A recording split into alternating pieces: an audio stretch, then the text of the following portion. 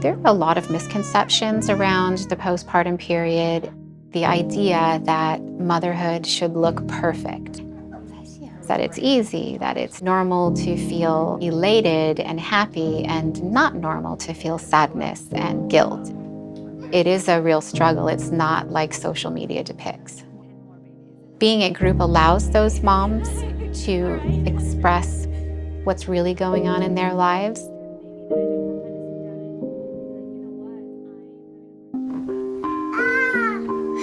You go play though, okay? Emerson is my 2.5-year-old son, and he is a very outgoing and bubbly little boy. He never stops. Yeah, you know. We might be able to get him to take a short nap. That's not very helpful. But very rarely. The first few days with Emerson, I think actually went pretty smoothly. Things started to kind of shift around the time that Emerson was about 2 to 3 weeks old. Breastfeeding, he wanted to eat every hour to 2 hours, and I was not going back to sleep. At one point, I was awake for approximately 6 days. I was a zombie.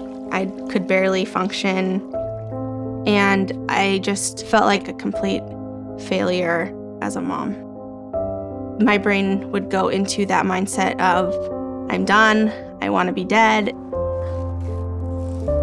That like everybody would have been better off without me.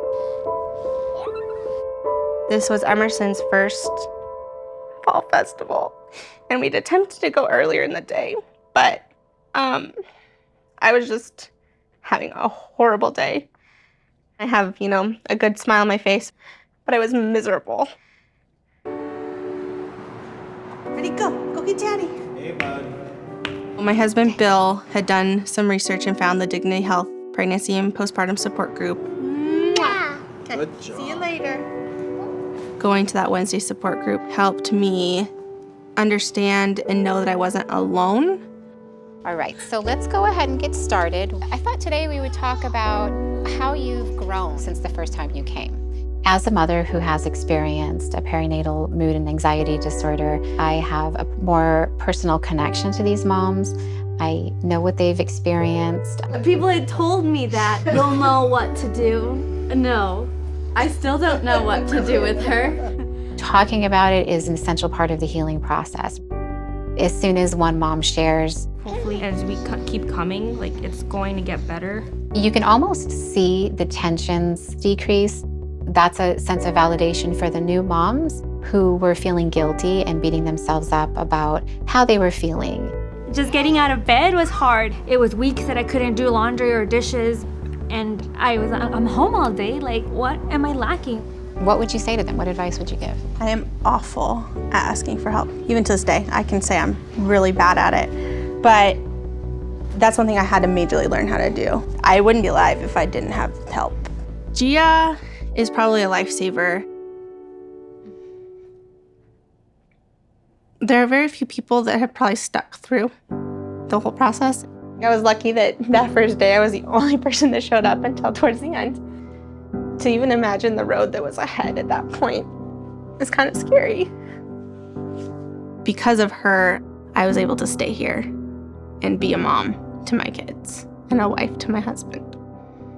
You supported me in having another kid, and so many people told me not to have her, which I would regret today because I love her so much and had such a different experience with her. This is Roxlyn. She was born December 15th of 2018, and she is that missing piece to our puzzle as a family. I share my story even though it's hard, because even if it helps one mom get the help that they need, that's really all that matters. There's often something that we say to moms that helps remind them that they're going to make it through this, and that is, you are not alone. There is help, and you can be well.